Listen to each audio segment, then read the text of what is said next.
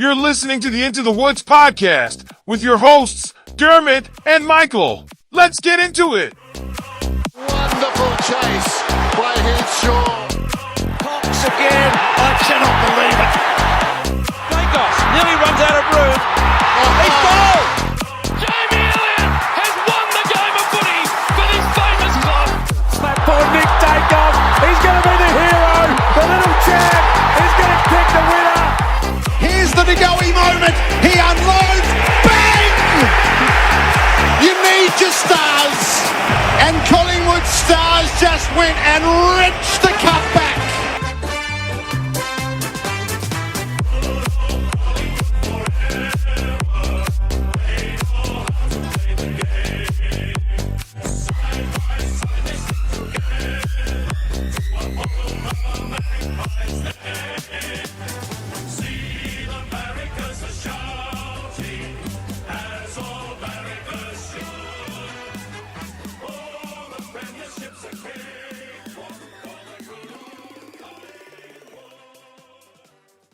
Welcome to Into the Woods. I'm your host Dermot, and for the next hour or so, we'll be talking about all things Collingwood. If you want to join the conversation, be sure to follow our socials. You can find us on X at Into the Woods Pod and on Instagram at Into the Woods Pod 10. Once again, I'm joined by Michael. How are you, Mick? Yeah, good. That was funny. You took 11 takes for that. You know what else is funny? Were you counting? Was it actually 11? Yeah, 7 takes. And then I had to read it directly off my phone. I just forgot. I forgot the intro. How embarrassing. You know what else is funny? Carlton's funny. I find them hilarious.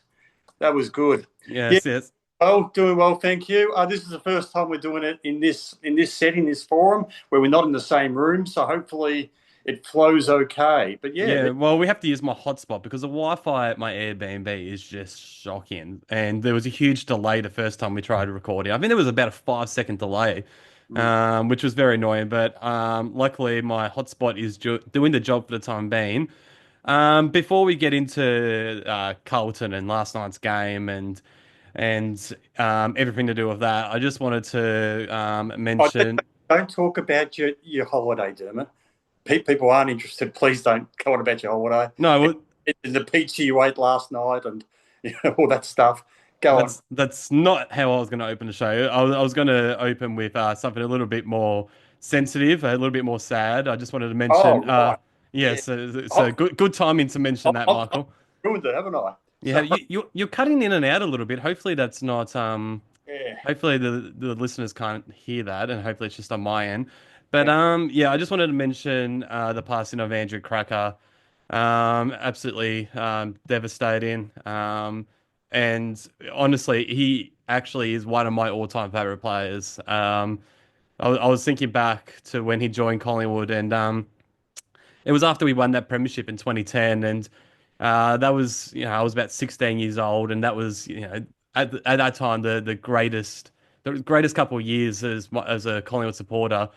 And I bought in 2012, so after Cracker's first year with us, I bought my first ever Collingwood jumper. So not my first ever that I owned, but the first that I bought with my own money and I saved up for. And I bought it in 2012. I think I'm getting the years right. And it had number 7 and it had his name written at the top, Cracker. I loved him that much. He just brought so much excitement to what was already a great period of time. And then I think it was only a matter of weeks after I bought the jumper, he actually changed his number to the number 3. I think it was his dad's number. Am I correct in saying that? Yes, you are correct. And yes, changed his number to number 3. And, I spent every single dollar I had, every single cent I had on that jumper. And I was angry. I was devastated. So, all right, got to save up for another one with the number 3. And then a few weeks after that, he did his ACL.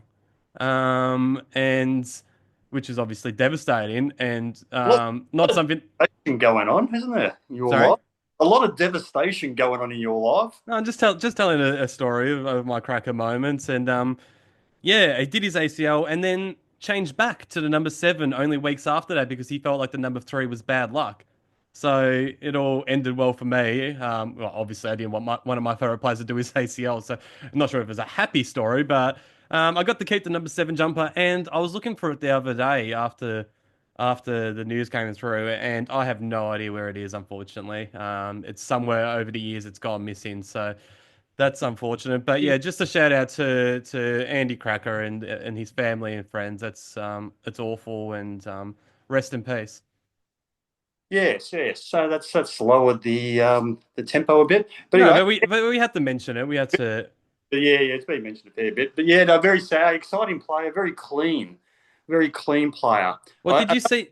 Another one of those guys. Sorry to interrupt. We're going to have to do that a bit because of the diet. Yeah. Another one of those players. I didn't realise how good he was until he came to Collingwood. Bit like we were talking about Wells the other week, and Main and these guys, even Lyndon Dunn. Yeah, Cracker was one of those guys. I didn't fully appreciate how good he was. He was just very clean, great front and centre crummer, wasn't he? Yeah, well, I'm not sure if he was that good when he was at Richmond. I think it came, he obviously had that stint in prison in between his time at Richmond and Collingwood, and matured a lot as a person, turned his life around, and I think that really showed in his football as well. I'm not 100% sure, but I feel like he was more of an inconsistent type when he was at the Tigers, and he played over 100 games there and played only like the 35 of Collingwood, but I think his best footy definitely came with us. Yeah. And I'm not sure if you saw Black and White United, Andreas, he put together a highlights reel of Cracker's time at Collingwood, just Collingwood highlights. I think you did. I sent it to you. Yeah, sorry. Legit, he only played 35 games with us. That highlights reel went for over 5 minutes, and they weren't just like, boring basic goals. They were actual fantastic highlights, and it's just like, how can a player make such a big impact in such a short amount of time? Like, and take into account, the ACL in between his two best years, I think in 2011 and 2013, and it was an unreal story. If he didn't do his knee in between those years, he could have been anything. It's a shame that he didn't end up a premiership player, because his grand final in 2011, kicking those 3 goals in the first half, and one of them was just after the Podsiadly injury, and it looked like we were on top at that point. He was just a great player, and just I thought when he took that mark and Podsiadly went down, and then there was a big delay while they took him off. I thought, well, this isn't going to be good in terms of kicking the goal, but he just went back and just slotted it. Yeah, very sad. But there you go. Just to change the mood a little bit before we get into hot topics, I did a little bit of research today and found some stats which I would like to read out. And I think you're going to appreciate them. I think most Collingwood fans will appreciate them. Maybe not so much the Carlton fans, if there's any listening. But just a few stats since 2010.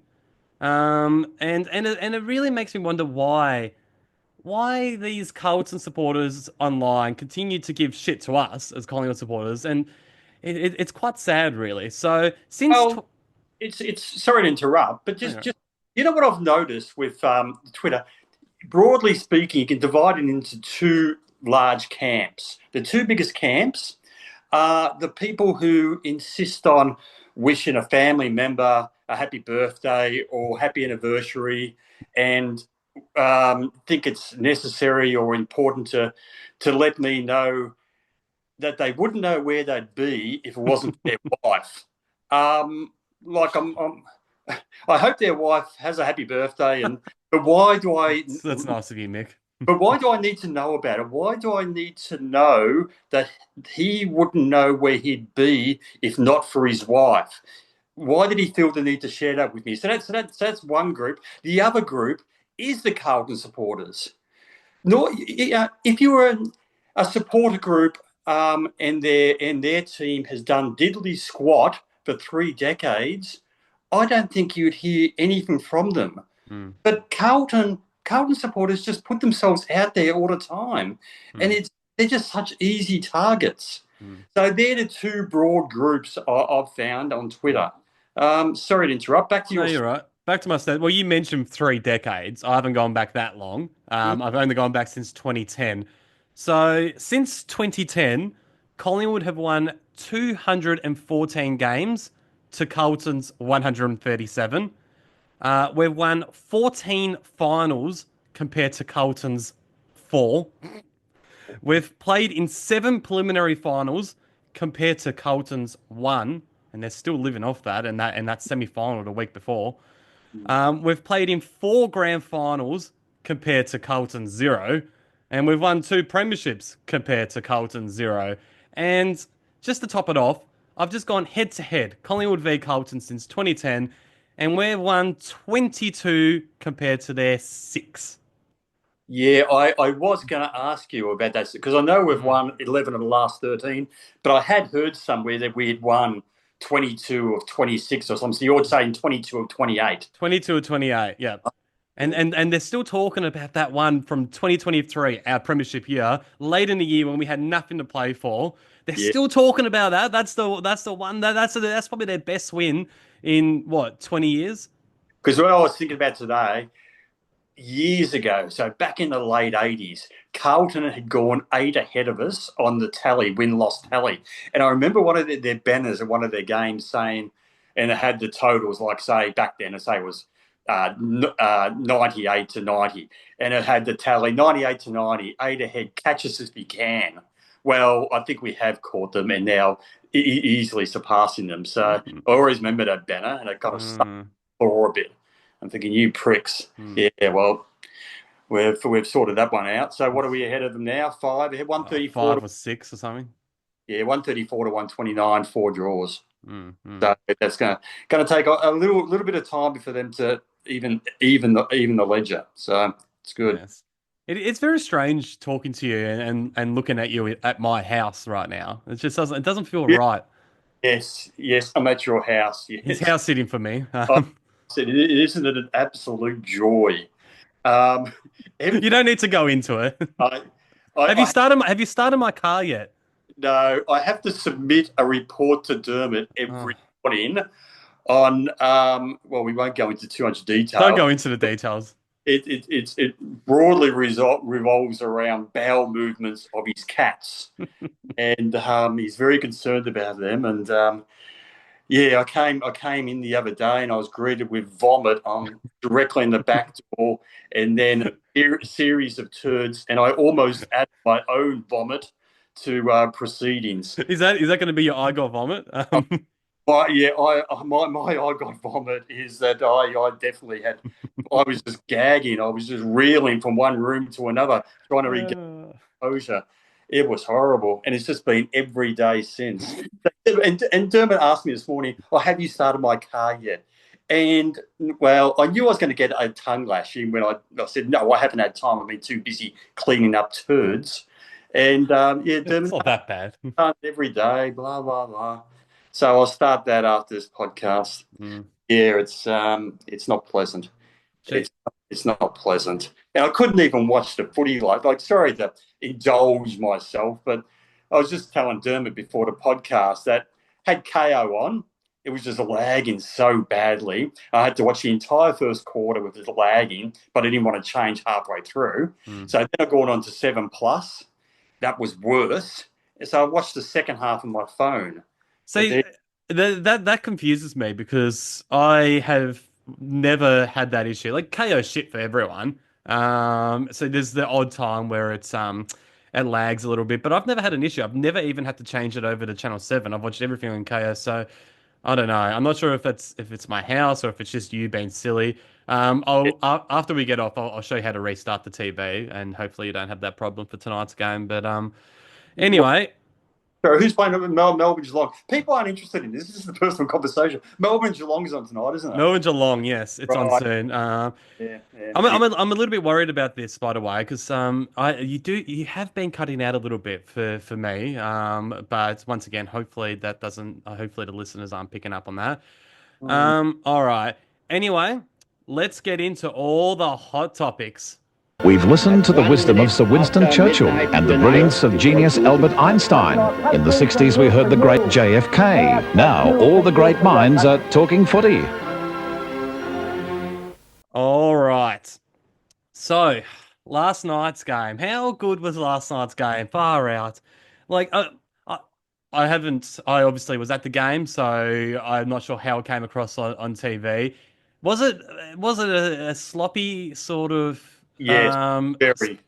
Yeah, like it, but it was just, I don't know. Like the first half was just, for a Collingwood supporter, it was awful to watch. I think I texted you at halftime and said that second quarter was the most frustrating quarter of football I've seen in a long time because I felt like for 2 quarters, the first and second quarter, we were all over them, absolutely all over them.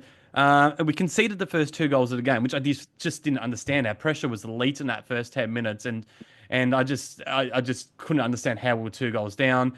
And then, Kerno ends up kicking that last goal the first quarter after that soft Patrick Cripps free kick, puts them in front just before quarter time. Thinking, how are we trailing? And in the same story in the second quarter, we were all over them. We butchered how many goals? I don't know. Bobby Hill, Brody Myercheck, and I think there might have been one more as well. Well, it wasn't so much a butchering, but I was going to ask you about the Nick Dacos kick on goal from about 45-50. And we had Lockie Schultz in the goal square. It looked like he thought it was going to bounce through. And he could have marked it if he wanted to, but it bounced through for a point. Do you remember that one? I do remember. That was right in front of me. I needed probably to be on the other side to be able to say I was kind of blindsided because Lockie was blocking the ball. But yeah, that second quarter in general, like, we were all over them. And once again, we trail at halftime. And you think, how are we trailing? And the most confusing thing was the worst player in the competition, and I'm going to stand by this. The worst player in the competition to get a regular game for any club is Ollie Hollands. He is a shocking footballer, absolutely disastrous. Just a absolute. If you just to say who was a spud, I'm going to use the word spud. There should be a picture of Ollie Hollands underneath that. He's a shocking player. Looks like a little drowned rat. And we let him concede the first goal of the game, which just blew me away. And he ends up kicking another one in the second quarter. Everything he did in between that was bad, but Jesus, he's a bad player. So it was just a really stressful first half when you're seeing things like that unfold and you're dominating the game. Well, he was their first round draft pick a few years ago. Pick 11. And primarily a wingman. Wasn't he playing? He was playing deep back, wasn't he? Yeah, he's been playing half back. So this is how I know he is the worst player in the competition. So I liked him in what I'd heard about him in his draft year. So obviously I didn't see a lot of him, just highlights here and there. But I was hearing things like he's going to be the next lead, a wingman, similar to like a steel side bottom type. And I'm like, okay. Ends up going pick 11 to Carlton. I'm thinking, Carlton have got a good one here. And so I started watching him closely in his first season. I'm like, oh, this isn't promising for them. First year player, you're gonna let it slide. But then second year, same thing. I mean, this guy is just a shocking footballer. Then I hear that he's moving to the halfback flank this pre-season, and so stupidly, me and a lot of other people pick him up in AFL fantasy, thinking. I didn't want to because I'm like, I don't rate him as a footballer, but he's playing a role where, halfbacks in the modern day, they just rack up. So you got to put your differences aside and be like, okay, I don't like him as a player, but he's going to get a lot of the ball. I'm going to pick him in fantasy. He's already traded out of my team because I've never seen a halfback flanker playing the most simple role that he does, not get near the bloody football. He just can't get near it in the easiest role in the game. Like, bloody hell. Like, and then when he does... I know you're desperate to get a fantasy podcast up, but this is to unburden yourself with obscure Carlton players. All right, back to the matter at hand. Oh, sorry. Okay. Anyway, I just basically summed up when he's kicking snags and we're dominating the game and we're going in at halftime down. That is extremely frustrating. But I thought to myself, if we can be close at 3/4 time, I'm confident we'll run over the top of them. Given we had the bye, given they've had a 6-day break, and given they played in the heat of Marvel Stadium last week with the roof closed, I was pretty confident we'd run over. And as it turns out, we ran away with it in the third quarter. Well, their second halves this year have been shocking. They've led at halftime every single game this year, and then they've ended up losing every game by about 10 to 20 points. So they're just. So I'm not surprised I'm not surprised that we were able to overrun them. And that third quarter in particular, in the rain as well, absolutely slaughtered them. Like you think that if we couldn't do it in the first half when it wasn't that bad, the conditions weren't that bad in terms of rain. You think that we wouldn't be able to do it in that third quarter when it was pissing down, but we did, and it was all led by my boy Lockie Shoota Schultz. Yes, your boy. They've been a great supporter of his. No, but it was. Yeah, go ahead. the reason I was so harsh on Lockie over the last year or so is because I knew that he was capable of this. Like everybody knew he was capable of this, and we just weren't seeing it. And it wasn't just 1 or 2 weeks. It was a whole year of football, and now we're finally seeing the player that we recruited. And in this type of form, he's worth that first round pick. Like it wasn't just last night. It was the 2 weeks prior. He's put 3 amazing games together, and he couldn't have played a better game last night. That was the perfect game for a player in his position. Yeah. Well, as you know, we won't go into it again, but as you know, I disagree with you about his form last year. I don't think it was anywhere near as bad as people made out. But yeah, he is going to a different level again. And yeah, it's great to see. But really, clearances and contested footy, if they were going to beat us, that's the area they were going to beat us at. But we not only matched them in that area, but I think we comfortably won clearances and we won contested possession. So we took away their one wood. How did that happen? They have Paddy Cripps. Yeah, you got the lazy one clearance. One clearance. Yeah, Perryman did a great job, but I know others went to him as well. I think Pendlebury spent some time on him and so forth. But yeah. Did you know that Paddy Cripps has won 2 Brownlows? He's won two Brownlows for Paddy. Good job, Paddy. Yeah. I saw on Twitter somebody was saying, they can't find Paddy Cripps. Where is he? And some Carlton supporters said, well, if you've got a metal detector, he's the one with the 2 Brownlows. Yeah, I saw that. That's why I'm bringing it up. And then I pointed out, no matter how many metal detectors you've got, you won't find a premiership medal around his neck. So there you go. You will find a premiership medal around Nick Dacos's neck. And I was looking at halftime, the stats between Nick and Cripps. They were both having very, very quiet games to halftime. Nick only had the 10 disposals. Paddy Cripps had the 9. And then Nick just had that massive third quarter, just lifted the team on his back. A lot of players were great that quarter, Lockie Schultz in particular. But Nick in the midfield just lifted the boys on his back and all systems go. Whereas Paddy Cripps he just disappeared even more. He only had 3 disposals in the last quarter, Patrick Cripps. So that's the difference between Nick Dacos and Patrick Cripps right there. Nick does it when it matters. Paddy just goes missing. Yeah, look, I think it would be a bit unfair to have too much of a go at Cripps. I think he's deserving of a bad game here and there. He is a very good player. Oh, he's still going to get the 3 votes, so maybe you're right. With 9 kicks and 7 handballs, I'd hope so. But with Dacos, and it's happened again. I don't know the origins of the tall poppy syndrome. I should Google it. But what is it with the tall poppy syndrome? Like, I was still hearing a month after the game against GWS what a great job that Bedford did on him in that first game, and he's a Toby Bedford, and he's a bit shaky Dacos when he gets tagged. In that game, he had 17 possessions to half time. Yeah, I was about to say that. Yeah, he was on track for mid-30s, and Bedford had nothing to do with it. He went down with cramp early in the third quarter. Exactly. Bedford, 0 impact. Like he wasn't as clean that first half of that game as he normally is, but still he was on track for 35 possessions. And in this game, you got some because I was on the Carlton fan forum again this morning. Spent a couple of hours. Hours, Michael. You need to get a hobby. Well, no, but on the 45 minutes it takes me to get to work now, coming from your house in the small country town of Tasmania, I whacked it on. And you had some Carlton supporter saying Hewitt had him in his pocket. Like the guy's got 31 possessions. He's changed the game in the third quarter.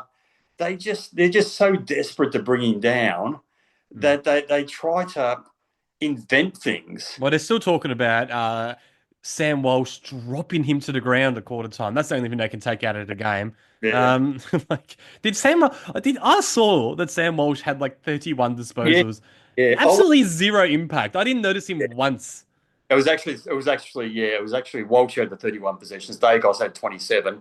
But yeah, Walsh had about 170 metres gained as opposed to Nick Dacos' 450 or whatever. So Walsh had very little impact on the game. And another player who had zero impact, although it wasn't a night for them, Okay, Curnow. I don't think I actually saw Curnow on the ground for the last three quarters. I'm not being a smart ass. No, no, no.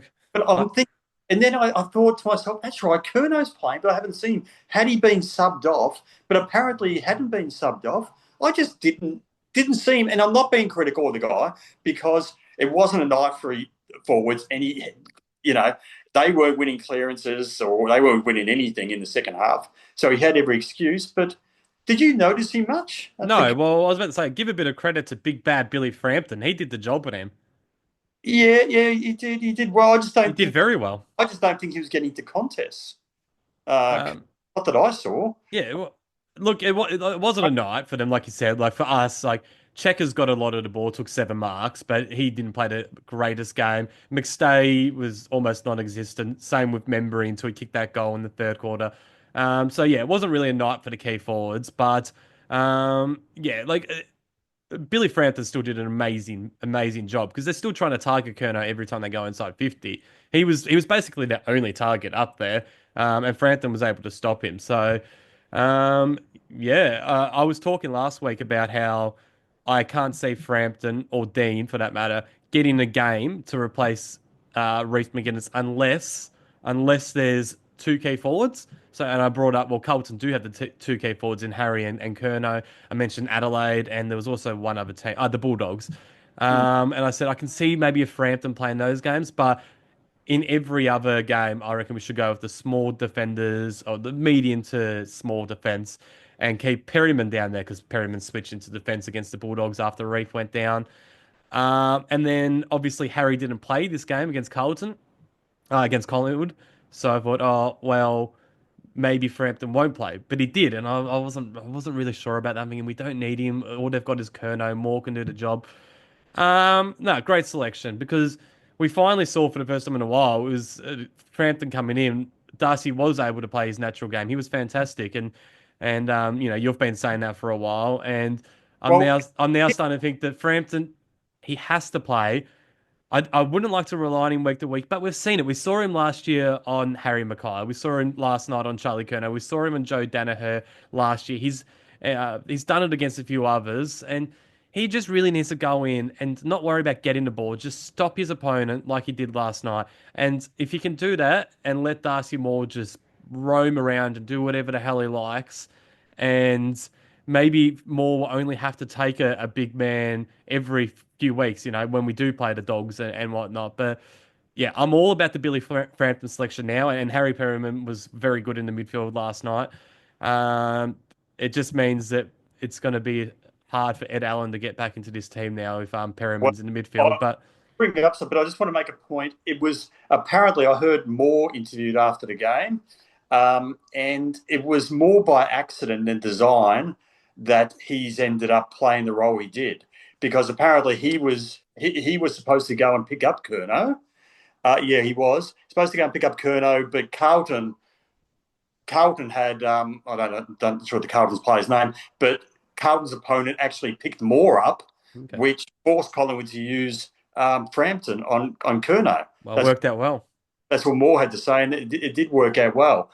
But you bring up Ed Allen, and I was talking to my friend George before the game, and I was talking about Allen. I'm thinking I want to get him in the side, and apparently the coach is saying the same. He said the same thing again at his press conference.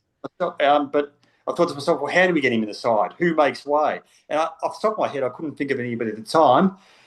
But then McCreery has to win.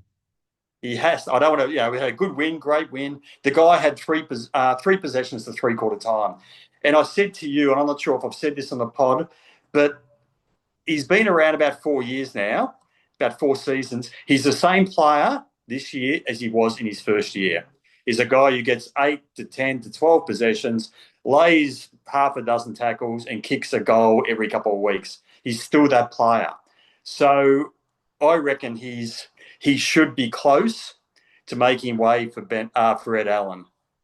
I don't necessarily disagree with you. In fact, I kind of do agree. But in saying that, he's a very different player to Ed Allen, and that's what people who are listening to this are going to say. But you can shuffle the magnets around. Yeah. In McCreary's defense, I was saying the same thing. He only ended up with the 7 disposals. He still had the 6 tackles, so the pressure was there for McCreary. Oh, yeah, but it's a normal game, yeah. But Ned Long brings that, and Ned Long was once again the sub. And in Flyers' press conference after the game, he was saying, he said, "Oh, Ned Long, I can't believe I can't." Every week I say to myself, "I can't believe he's the sub. This guy's too good to be the sub." And he's listing all the stats. And he's like, "But that's the position we're in at the moment." And he said, "But I'd be very surprised if he's the sub next week," making it sound like, yeah, he's going to get a full game next week. Which means maybe McCreary will be dropped to the sub role because we're pretty much full strength at the moment. Other than Tom Mitchell, and even now, that spot he's not 100% a lock in the team anymore. So I can't see anyone from last night's team be dropped to the sub other than McCreary. So I reckon we might see that next week. Or maybe he will be out of the team altogether and Ed Allen will come in as the sub because once again, Fly's now saying he can't say Ned Long being a sub again. He wants Ed Allen in the team. These are his own words. So right now, every other player is performing other than Bo McCreary. So I don't see what we could do. Maybe there is one other player that isn't performing, but he's a guy that's never going to be dropped, and he shouldn't be, and that's Bobby Hill. He's just not playing well. He's low on confidence. When he took that mark and had that set shot, I think in the second or third quarter last night, I was watching him. He was right in front of me, and it looked like he didn't know what he was doing. He was setting up for the snap, and then he was straightening up. Then he went back for the snap, and he's asking his opponent, his teammates, "What should I do?" And I see his teammates around him saying, "Settle," because it looked like he was going to rush a kick, and he was just never kicking that goal, and he didn't get close. It was he's about 35 out, slight angle. He's just, and you look back grand final day 2023, he's the beautiful kick. He was slotting everything in that first half. I don't know what's happened to his confidence. It's like he's forgotten how to do the simple things. He's just forgotten. He's such an excitement machine that I think in his head he's thinking, I always need to do something that's brilliant and exciting, and he's trying to make the simple look great. And now he's just confusing himself. So he needs to get back to the basics, Bobby Hill. Well, yeah, we've been saying for something. We've mentioned it quite a few times over the last year. Bobby Hill, the old double back that he does when he's got the ball on the boundary, he takes a side step backwards in the hope of a wrong footing his opponent, and then the opposition have been onto that from day one, and it never works. All it does is basically just delay kicking into the forward lines. So that never works. I think he just needs to, as we said, go up the ground, get his hands on the ball a bit, get his confidence up, and then then return to that role. But I just think he needs to get a few possessions to get his confidence up. And just do this. As you said, just do the simple things. Don't try to make everything into a highlight reel. I agree. We're just talking about who's going to drop down to the sub or potentially out of the team for Ned Long. I completely forgot. In the last hour or so, news has been broken. I'm not sure if you've caught up with this. The Dan Houston has copped 2 weeks. No, I've been changing kitty litter for most of the last hour. Well, that was predictable. I don't think there's any. You wouldn't want to. No point in challenging this. Unfortunately, it was just. I know you didn't want to believe it last night. I was emotional at the time. I've now settled down. Pinch yourself, but I thought he'd get at least 2 weeks, maybe 3. It was just clumsy. So it's real pity. So what do we got? Brisbane, the Swans. Yes, Swans next week, then Brisbane. Yeah. The other way around, right? Yep. That was hurts. But in saying that, it kind of makes the decision easy. I know, once again, halfback flanker, but thinking off the top of my head, is there a situation that Houston now goes out for 2 weeks, Perryman goes halfback flank, Ned Long in the midfield to replace Perryman, and then Ed Allen comes into the team, and it's either him or McCreary that's the sub, maybe? Is it that simple? Well, what's the Oleg was in favour going back at the start of the year, and he had this calf injury. Was a calf injury? Yeah. How's he doing now? If he's back, he's only just back. I think this is his first game back this weekend. I could be wrong. It might be a second, but I think it's his first. Yeah. So you know what? You know who we haven't spoken about, and this guy could potentially come into the team. For years, especially the last 2 or 3 years, you've been wanting to see the back of Will Hoskin Elliott, and you've always said That's all I've he ever wanted. You've always said, but he will never get dropped. He will never. He's always going to be best 22. I personally like Hoskin Elliott for the listeners, but people that listened last year will know Michael just doesn't like him.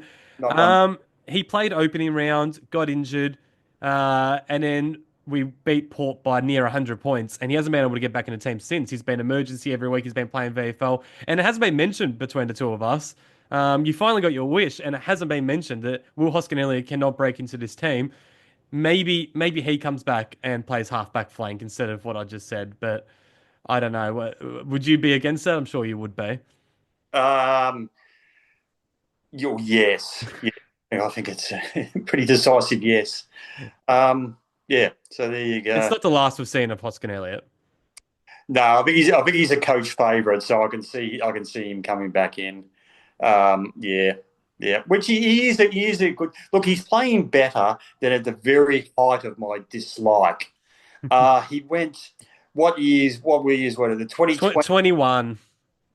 20, even 19, not maybe 19, no, 20 and 2021 season, he failed to play a decent game for 2 full years and didn't look like getting dropped.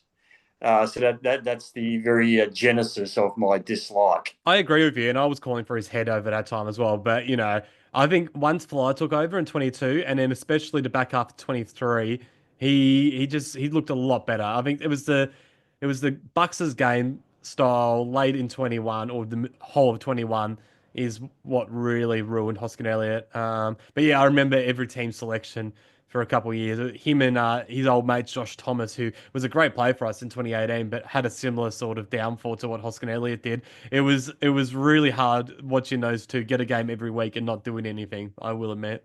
Yeah, Josh Thomas was good for us in 2018 until finals hit, and then he shut up shop. I don't think. Is that true? Yeah, it's well from my memory. Didn't he play a good prelim in 2019? Well, no. Well, we 2019 against GWS. Yeah, he kicked that goal, which was clearly touched and somehow got through to review. But anyway, let's not go back 5 years. So yeah, in this game, there's been a lot of talk about Carlton's game plan, and you know what their game plan has always reminded me of. It's reminded me. I think Voss is still influenced by Brisbane's game plan of 20 years ago, where they had the two big bulls up forward, Lynch and Brown, and you'd have Keating in the ruck, and Keating would just smash it 20, 30 metres to centre half forward, and they would just move it forward en masse. There wasn't, and it worked well for them back in those days, but there was very little finesse about it. They just kick long to the contest, get the ball to ground. If you can't mark it, Acker would clean up, or McRae would clean up. It still reminds me of that game plan, and that it's strange that they just haven't moved on, and it got them a fair way, as we said in 23. But I think they played above themselves that year a bit, and I think the opposition quickly sorted them out. Found them out, but there you go. Yeah, well, that makes sense because look at his time at Brisbane as a coach, as a senior coach, and he went out of his way to get Favola to join Brown in that forward line. Yeah, but they had Brown, they had Bradshaw as well. Yeah, they were just too heavy up forward. They didn't need Fev. But there you go. So he's just stuck. He's just holding on to that game plan for dear life. I reckon they will. Not that this is a Carlton podcast. I've got a feeling he's not going to get the sack. Not this year, anyway. I think they're going to stick with him for a while yet. I think they've got a bit of faith in him, but that would upset the Carlton fans. Old Prime Walsh and Jack and Crip Season and all those fucking morons on Twitter. That's going to upset them. Yeah, but ironically, of course, the person who didn't want him at the club is soon to be their CEO, Graham Wright, who chose McRae. Well, he didn't want him at Collingwood, I should say. Yeah. So that's quite ironic. So I'm not sure he's going to have the full support of the CEO, but Yeah. I don't think he disliked Voss. I think Voss was like in the top 5 for Collingwood or something along those lines. He just preferred Fly. I think it was just that simple. Yeah. Yeah. Yeah, I think it was Fly. Michael Voss was up there. I think Kingsley was the runner-up to Yeah. Fly, and he's obviously doing great things at the Giants. So, yeah, there was a lot of good candidates around that time. We were really keen on Sam Mitchell, and that's what forced Hawthorn to do the what's it called, concession plan with Clarko. So, yeah. Um, so looking ahead to next week, we play the Swans. Yeah, I'm confident. We're looking bloody good. I mean, last night we were a lot better. How much we win by? 17 points. We were a lot better than 17-point winners. It was just the conditions were just sloppy, and it put us down to their level to a certain degree. Exactly. Yeah, the consensus amongst the commentators and people online is it was a 40-point win. It was really, and given our bad kicking as well, kept them in it. Well, it didn't really keep them in it because we weren't losing kind of midway through the third quarter. I don't think we were going to lose that game.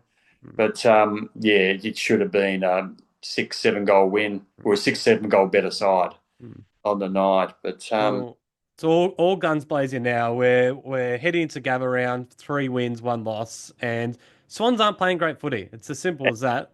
They haven't. Papley's out for 6 to 8 weeks. Exactly, and he always plays well against us, and it's going to be good not having to watch that little fucking turd. Like, he pisses me off. So just to not have to deal with his annoying, grubby little face, that's a win. It's a measured take from Dermot. Grubby little face. Grubby little face, but yeah, I'm confident. I'm quietly confident. And remember at the start of the year how I was going on about how difficult our draw is and how easy Carlton's was.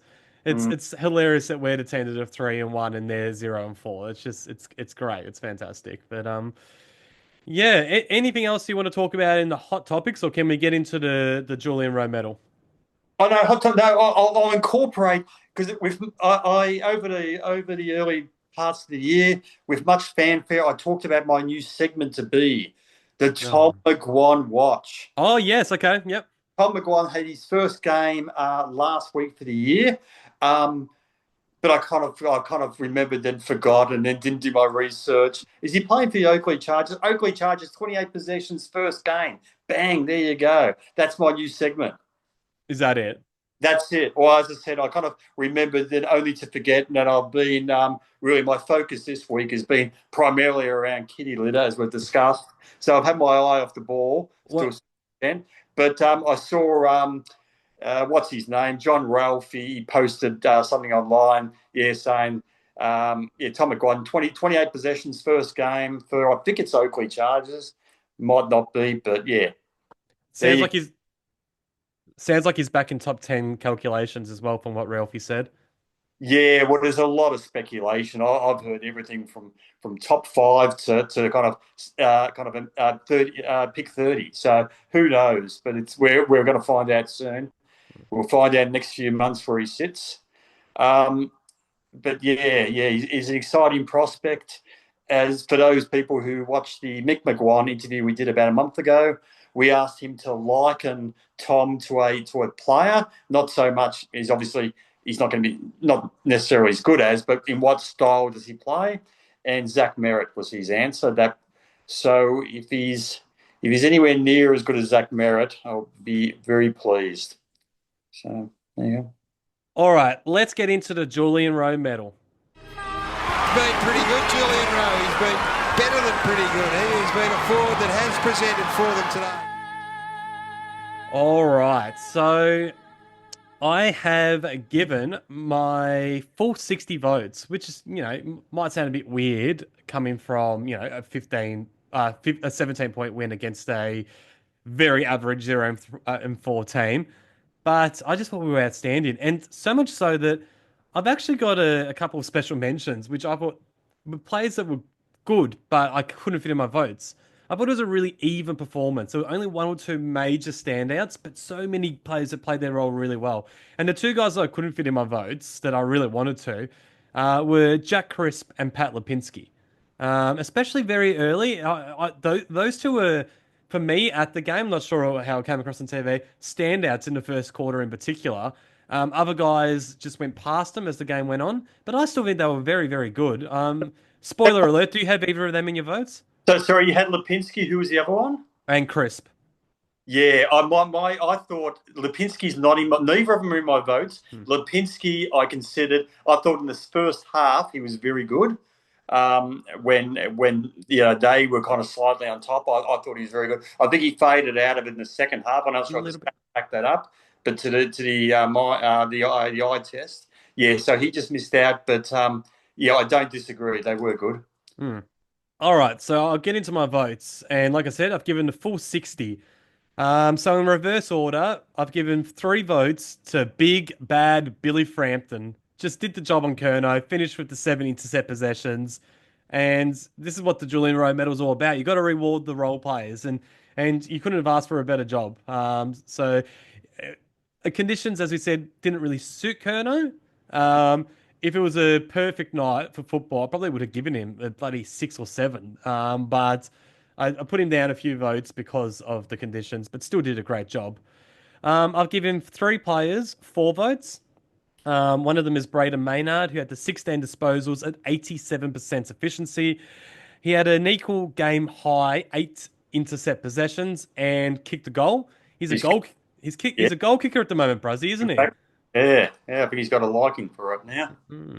I've also given 4 to Steel Sidebottom, continuing his great form. He had the 24 disposals, an equal team high 13 contested possessions, 7 tackles, 23 pressure acts, 7 clearances, and 5 inside 50s. And the other man getting 4 votes is Harry Perryman. He had the 20 disposals, a team high 8 tackles, 26 pressure acts, a game high 8 inside 50s, 6 score involvements, and a goal.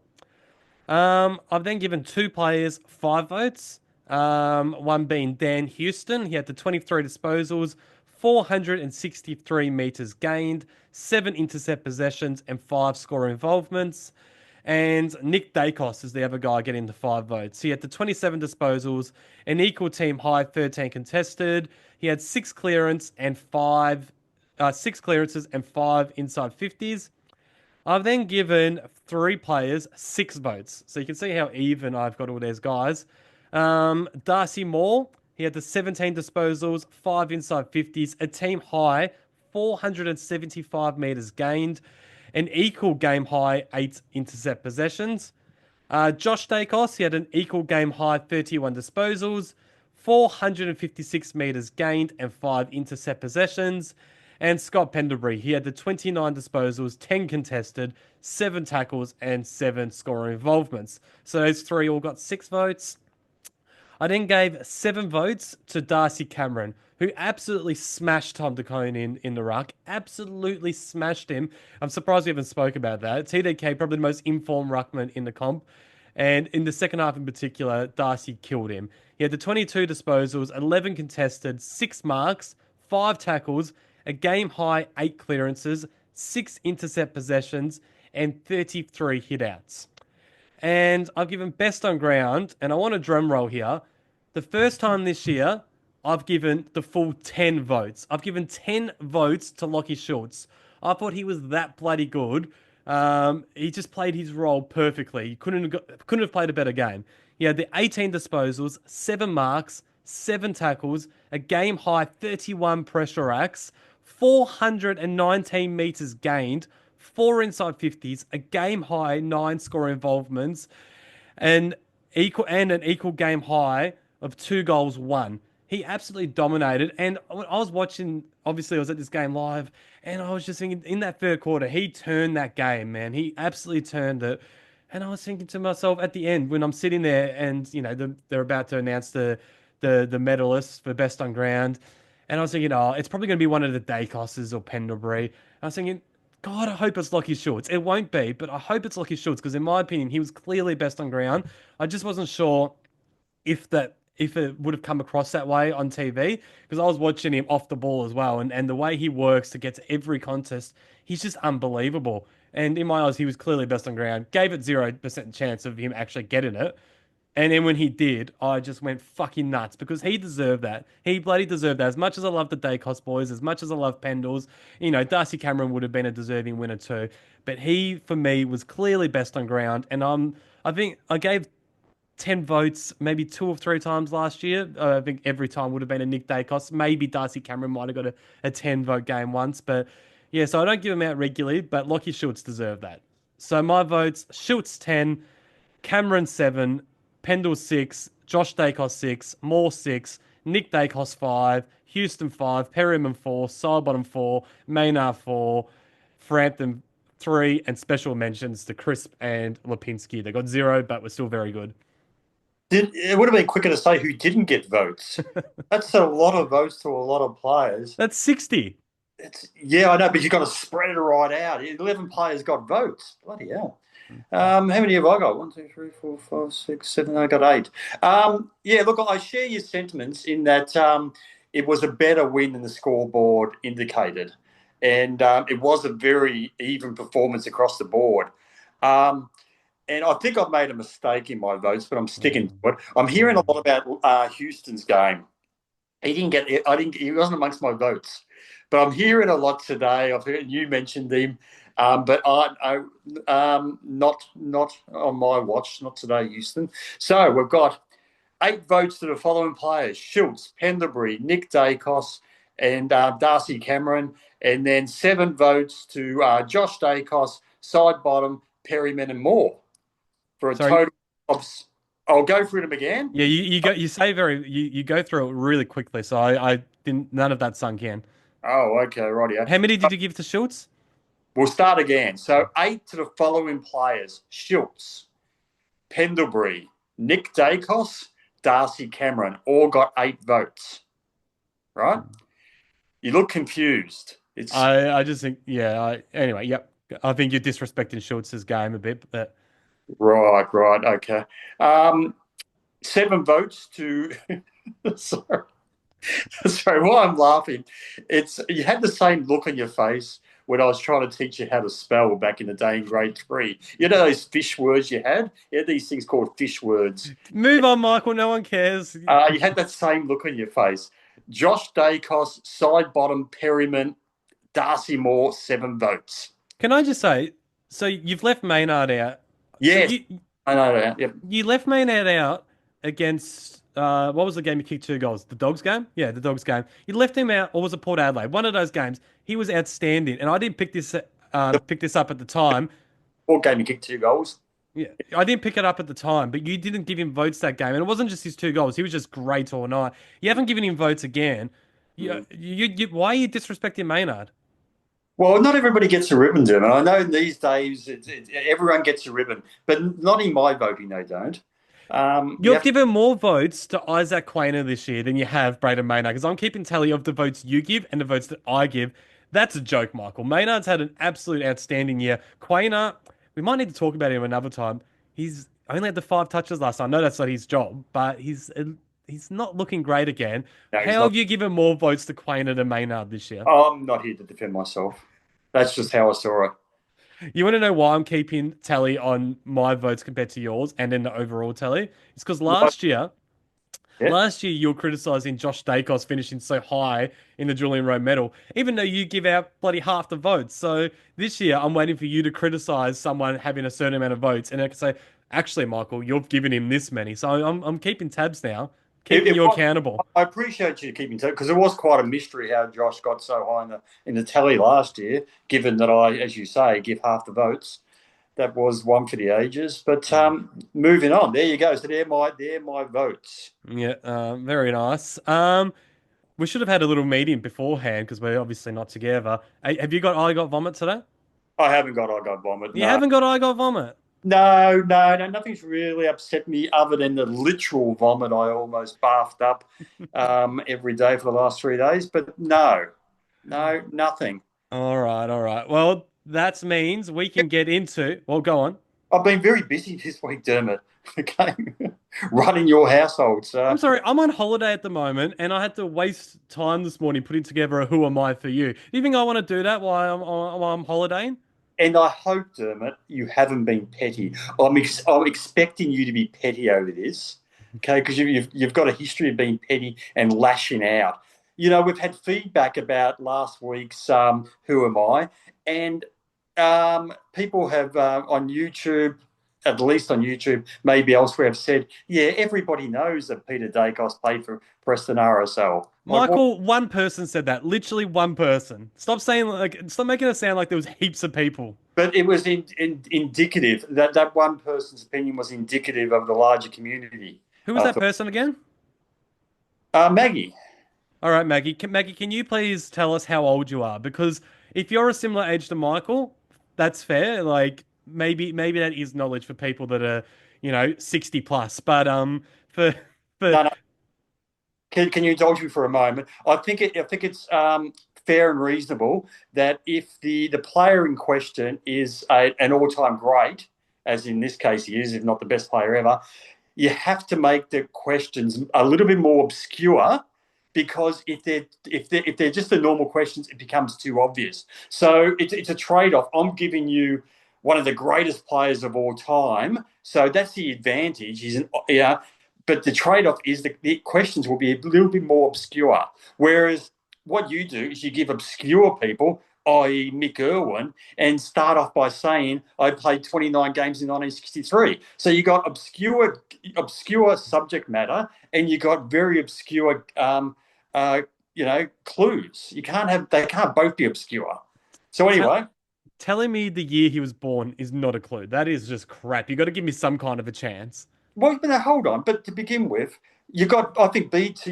Your answer was BT, and I think BT, from memory, was born in the same year, 61. So you got him, and you would have got the answer right had you waited for the 2-point question. So, yes, the 2-point question. But what you need to do is you need to give the other person somewhat of a chance with every question, including the 5-point question. It's meant to be really hard, but it's meant to technically be gettable, and you made it so it was impossible. So I'm just casting my mind back some 40 years, and I don't recall Tony Barber from Sale of the Century being abused by the contestants during the Who Am I segment. Michael, all you do is bloody whine about this. This is the first time I've whined. Ask your question. So this is go. This is for me, is it? 5 points. Well, we've got to get to the intro, Mick. We've only been doing this podcast for over a year. All right, go to the intro. All right. Here is Who Am I?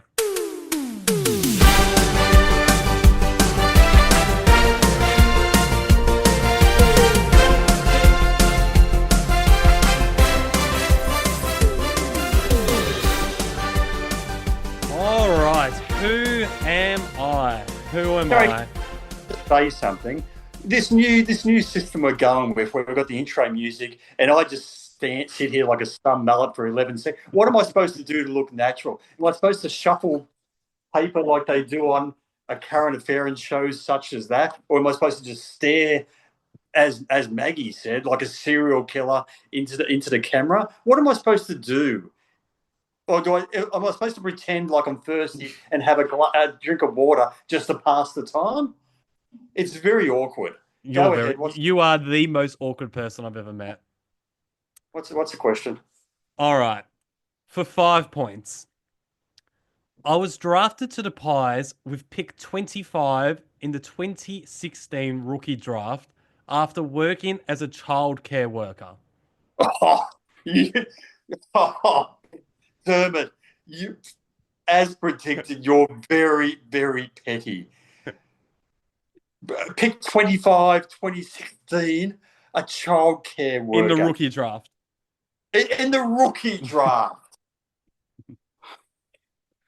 So hey, it's better than the... Okay, well, if you were consistent with my questions of last week in the subject matter, I'm saying it must be an all-time great. Let's say Scott Pendlebury. Is that your guess? No, it's not my guess, of course, but it must be an all-time great for you to give such an obscure clue. So 2016, pick 25, worked in childcare. And it's a bit ironic, but actually that does ring a bell. That somebody worked in childcare. 2016. So we're looking at a person who was born in the late 90s, so 1998. So he'd be whatever now. So mid-20s now. I can't imagine people Goey in charge of their children. He'd probably take them to holiday to Bali or something. So All right, move on. 2016. Okay, yeah, move on. For 4 points. I was picked up as a mature aged 22-year-old from the NEFL.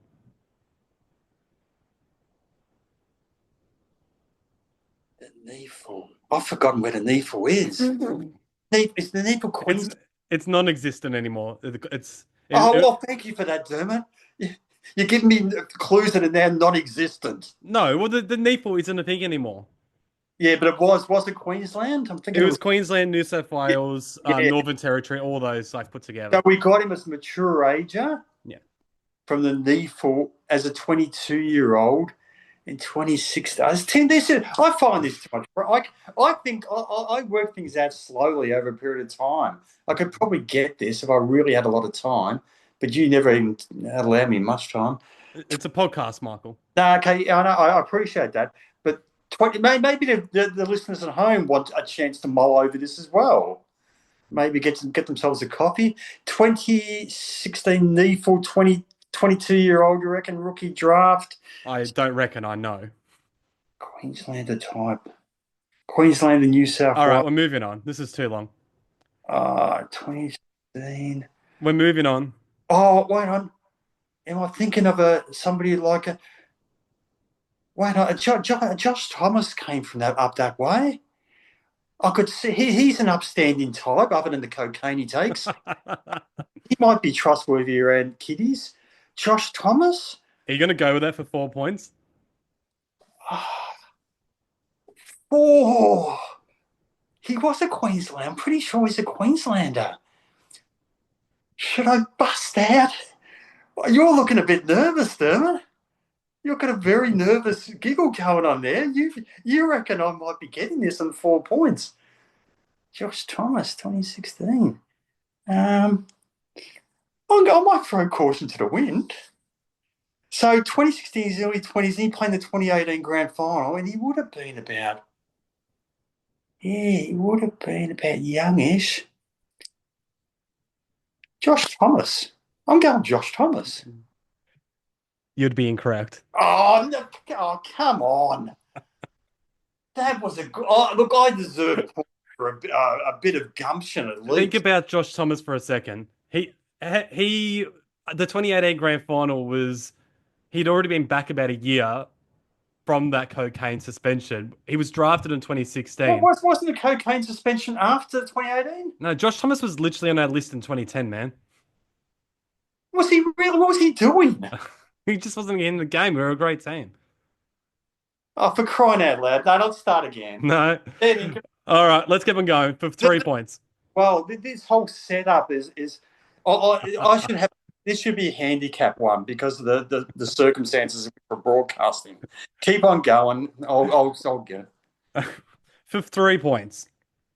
I debuted in the 2016 Anzac Day match and managed to kick a goal. I would go on to play the remaining 18 games of the season without missing, finishing 7th in the Copeland and winning the Harry Collier Trophy as Collingwood's best first-year player. 2016, best first-year player. 2016, you have to appreciate, this was in the middle of Bucks' reign, where I was not in a good headspace at the time. They were dark days. All right, we'll move on because you're not going to get... Come on, I don't think I'm going to get this. For 2 points, I am best remembered for a 35 disposal, 1 goal game off the halfback flank against the Suns in round 22, 2016. I would back that up the following season against Freo, where I'd rack up another 32 disposals. So he's halfback flanker. Wasn't Seedsman, was it? Poor Seedsman. Nah. This is humiliating. This is like a Schauble moment for you. for 1 point. After only one game in 2018, I would be delisted after 32 games for the Pies. I would get a lifeline by West Coast and add a further 2 games to my career tally, but would once again get delisted at the end of the 2019 season, putting a full stop on my time in the AFL. Not Brad Dick, is it? No. No, well, this is terrible because I knew he wasn't a Queenslander, but he went to West Coast. I am Josh Smith. Oh, Josh Smith, number 40? Yes. No. When you said Josh, I was so nervous, and then you said Thomas. I was like, oh, thank God. No way. When Josh Smith turns up on family reunions, people say, "Who are you?" Nobody knows who Josh Smith is. Come on, that was ordinary, Dermot. No, it wasn't. That was nasty. You did this on purpose. You know you did it on purpose. You're giggling like a schoolgirl. I'm giggling because of how upset you are and how bad that was. You did that on. That was nah. Freaking Josh Smith, the blonde guy, the little blonde guy, number 4. Yeah, I would never have got nobody. I'd like a bit of feedback from the audience. Did anybody get that at any stage? Can you believe that Josh Smith finished 7th in the Copeland Trophy? Did he really? Mm. Yeah, that says everything you want to know about Bucks' reign. Hey, Josh Thomas was a Queenslander, wasn't he? He was, yeah. That was a good answer. That was a good, solid answer. Like I said, when you said Josh, I was nervous. I thought you got it. You have to play fair, Dermot, in future. How's that not fair? We both. You've always had a nasty streak. If you perceive somebody's having wronged you, you get your back up. And No. you revenge. You know, we both. Anyway, let's not bore the listener, but that's the case. All right. Explain to me what the rules of Who Am I are. You had to have played or coached at least one game at Collingwood. He played 32. There's no doubt you can justify your nastiness any way you like, Dermot. But we both know it's nasty nonetheless. All right. All righty. Well, we're going to wrap this up soon. So next week, I'll be recording from Adelaide for Gather Round. That's going to be exciting. But hopefully the place that I'm staying at in Adelaide will have much better Wi-Fi than the place I'm staying at here. And hopefully the room is a lot lighter because I apologise to our YouTube viewers. But my room's a bit dark. This is as good as we can get. I tried everything to lighten it up. But there's going to be, I think I'm going to be filming from about 6 different locations in the next few weeks. So we might have some good ones. We might have some bad ones, but we just got to deal with it. But yeah, also next week. So I got this Airbnb all to myself, right? Next week, I'm doing it in obviously Adelaide, and it's the Airbnb which I booked in Adelaide months ago. It fell through really late, and because Gather Round is so big and all the accommodation is gone months in advance, the best Airbnb that I could get is I'm actually staying with the host for a week, which is gonna be fucking awkward. So I'm gonna be doing it in my bedroom, wherever. Hopefully, it's a good setup in there. And it's going to be awkward because I'm going to be talking like this and old mate and his wife will be able to hear me in the next room, not knowing what the hell's going on. So, yeah, I don't know. That's going to be a bit, but we'll see. We'll see how we go. Yeah, so I during the week, I think motivated by fear, all of the listeners contacted me and just said they're not interested in your itinerary for me to put the kibosh on it. So there you go. Luckily, next week you won't be at my house, so for your sake. Everybody wins. Yeah, my housemate will be back from his Thailand trip. Thailand trip. We won't go there. He might be listening to this, so be nice. Right. All right. Any final words, Mick? No, but I've got the message loud and clear from you for next week in regards to Who Am I to play nice. Oh.